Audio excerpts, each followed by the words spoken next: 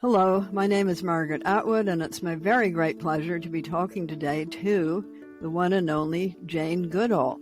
Hello, Jane. Well, hello, Margaret. I'm Jane, and you're the only one and only Margaret as well. So we're both talking to one and only.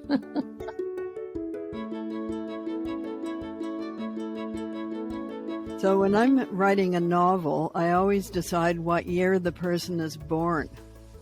And then I know what was happening to them when they were 10, what was happening in the world, and when they were 20, and when they were 30. So you were born in 1934, and that means in the Depression.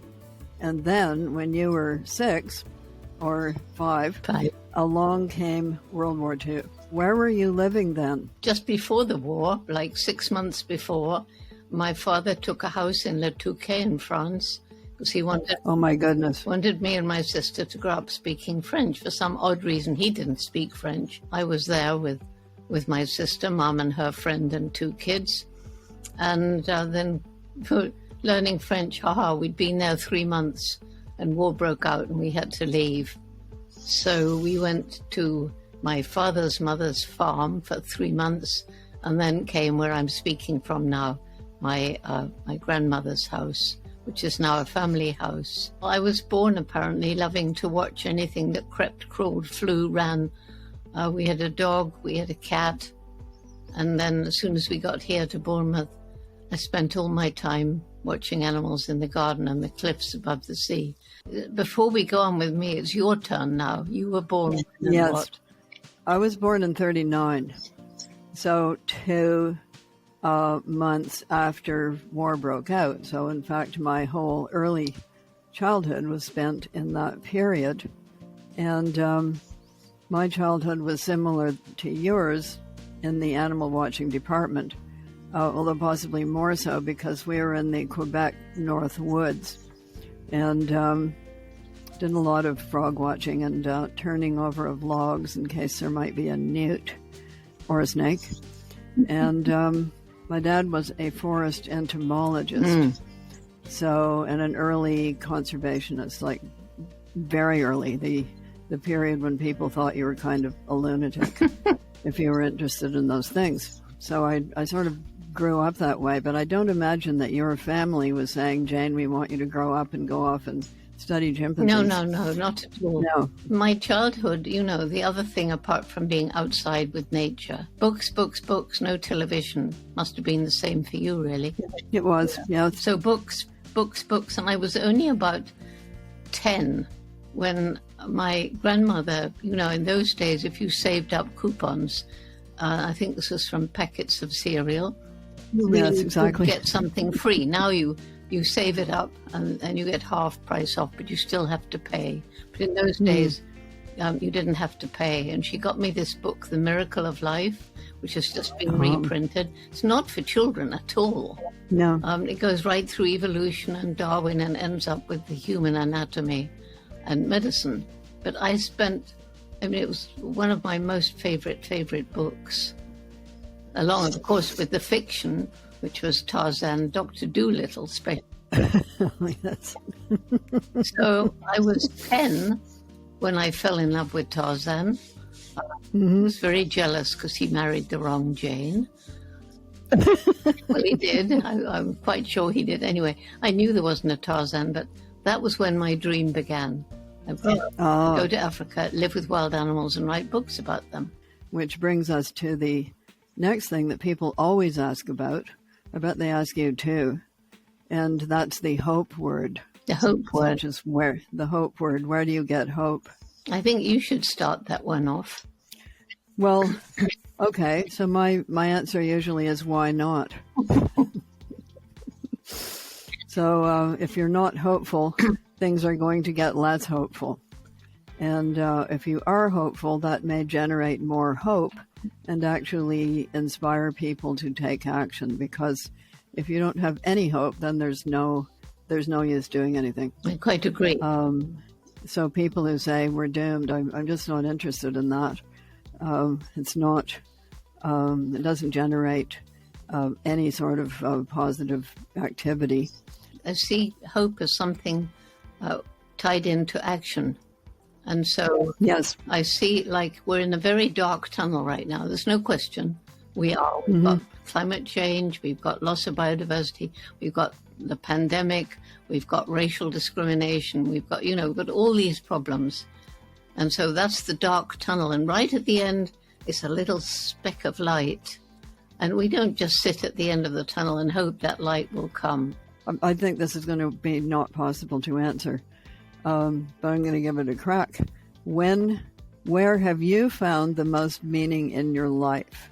Well, the most rewarding has been to see the effect that I can have. It's a gift given of communication on audiences. It's very rewarding when 5,000 or 10,000 people jump to their feet and applaud. And, I miss that a lot, being grounded in the pandemic. And so I'm having to give virtual lectures. So I'm looking at this little green speck on top of the laptop, and, you don't get any feedback. You say something funny, nobody laughs.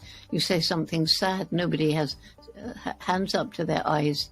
And yet if I don't put the same energy and emotion and enthusiasm into those talks, there's no point doing them. It was incredibly rewarding when the chimpanzees lost their fear of me after 4 months. A lot of things with animals, when you overcome the fear of an animal. I mean, I have lunch every day under my favorite beech tree, and a little robin comes along, and he'll now sit on my hand. My turn. Well, I can't. I find it a very difficult question to answer, because a lot of things have been rewarding, but I don't think that's why you do them. I don't think you do them necessarily so you will get rewarded. I think you do them because you think that that's what you should do. And I'm sure it's the same for you. Yes, of course. And some of the things that we have done have been not rewarding because people did not at first receive them well. But we did them anyway. The feminism conversations around feminism. If we accept as the basic premise that women are human beings and ought to have equal rights, that is an ongoing effort. But it has changed a lot. Oh, so much. 40s, actually, women were very active, but it's the usual thing with revolutions and wars. Women are very instrumental, very helpful, and then they're told, "Oh, that's enough of you. We're finished with that. Back to the bungalow, and here's a washing machine to make you feel happier." Were you told that you couldn't do things because you were female? Yeah, I was. Of course, when I wanted to go and live with wild animals, everybody laughed at me. But you see, I had this amazing mother. And so did I have one. She said, if you really want to do this, you're going to have to work very hard and take advantage of every opportunity. And if you don't give up, maybe you find a way. Because for me, it wasn't just being a girl. It was because we didn't have money. Right. The war was raging when I thought of it. Yes. Africa was still the dark continent. We didn't know much about it. It was full of danger. But, having this supportive mother and a wonderful family, and, so I wasn't in the midst of it. I was stuck away in Gombe, not thinking about feminism. I just missed it altogether, and it didn't impinge on me. And the scientists were kind of scornful at first of the findings of this young girl, and I only got credit because the Geographic came in, and they only came in with money because I had nice legs. And if that was said now, it would be shocking. Very shocking. But back then I thought, well, if Geographic came in because of my legs, then thank you, legs. I mean, I don't care. I just want to study the chimps. And I didn't really care what people said. I mean, it's true. Yes. Well, the main thing about your legs is that they made it able for you to walk around a lot. Yeah, up and down the hills. Yeah. Yep. And, Lovely. I've watched, did you see that film, Jane, that the Geographic just made?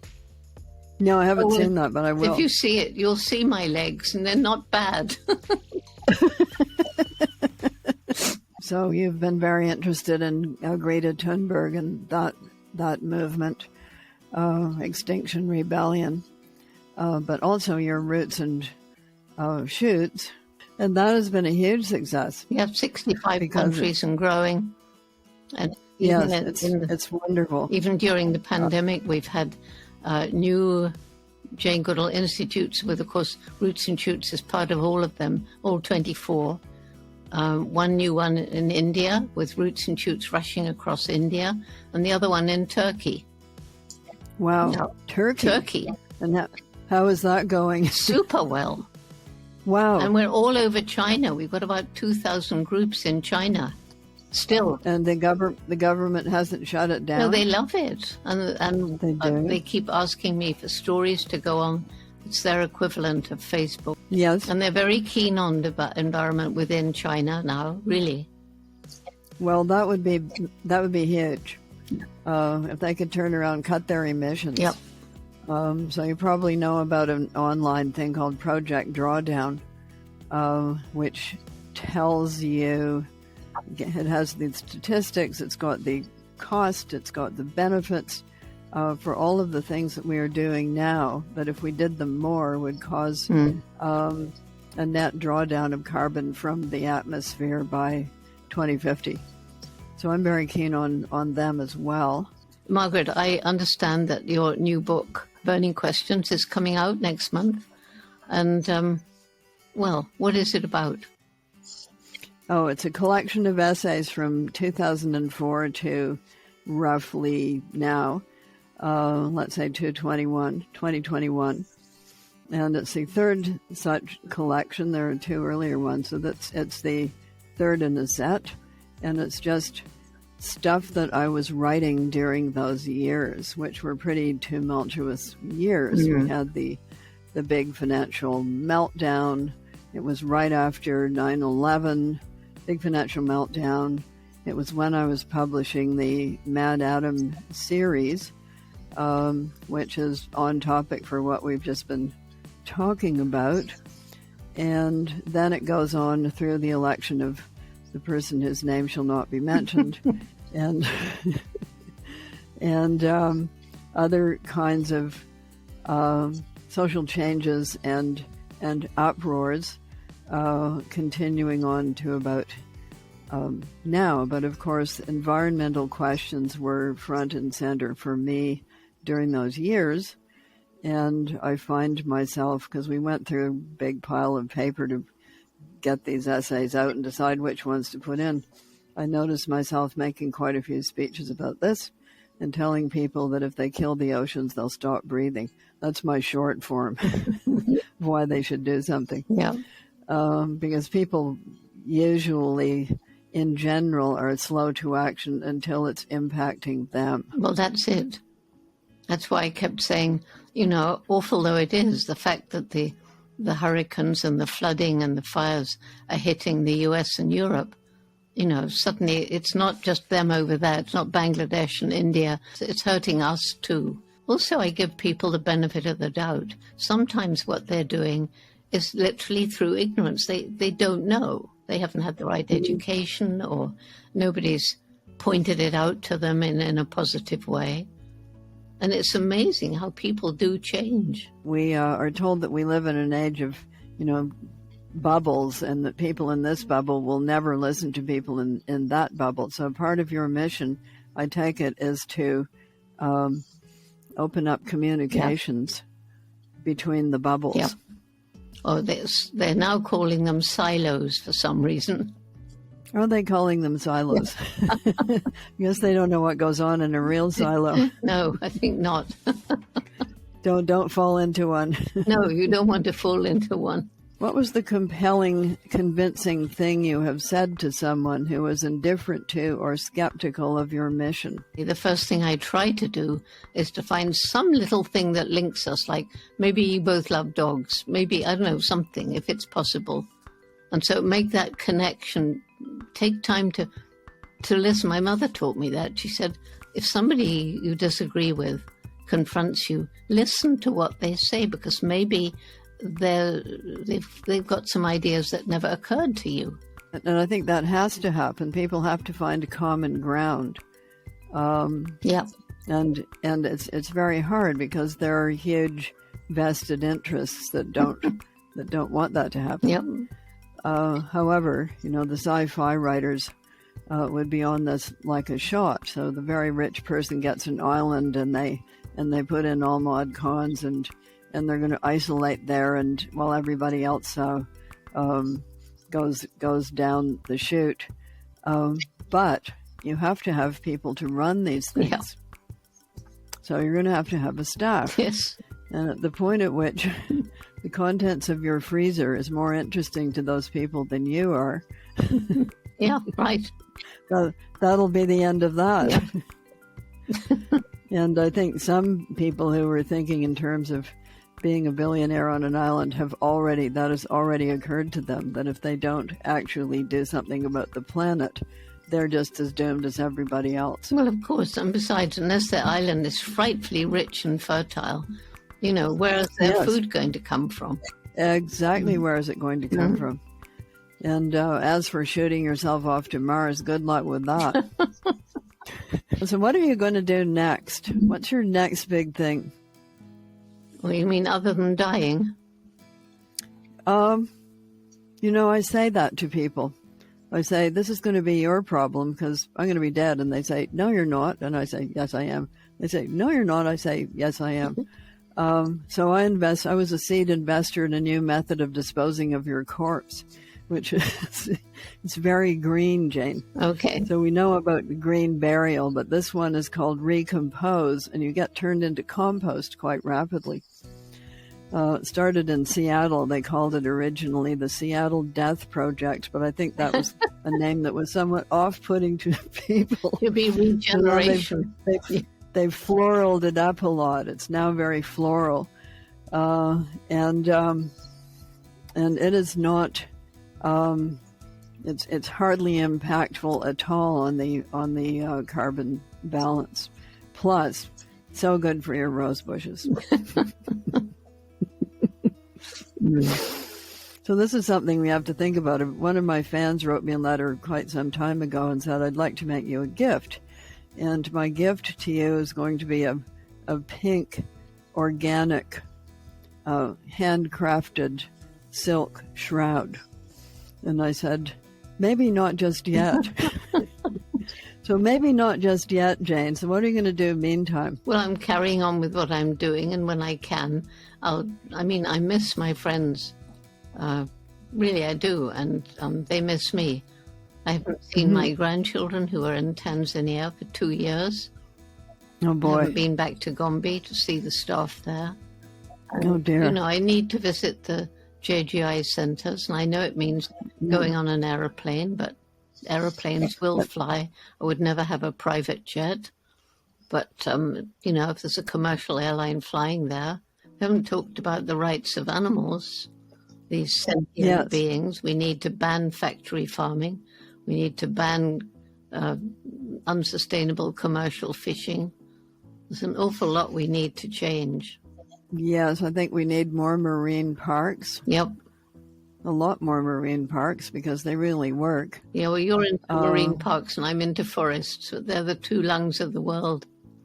Yeah, well, I'm into forests too, and you're into marine parks too. Yeah, of course. We're both into both. Both into both. Oh, that's very true.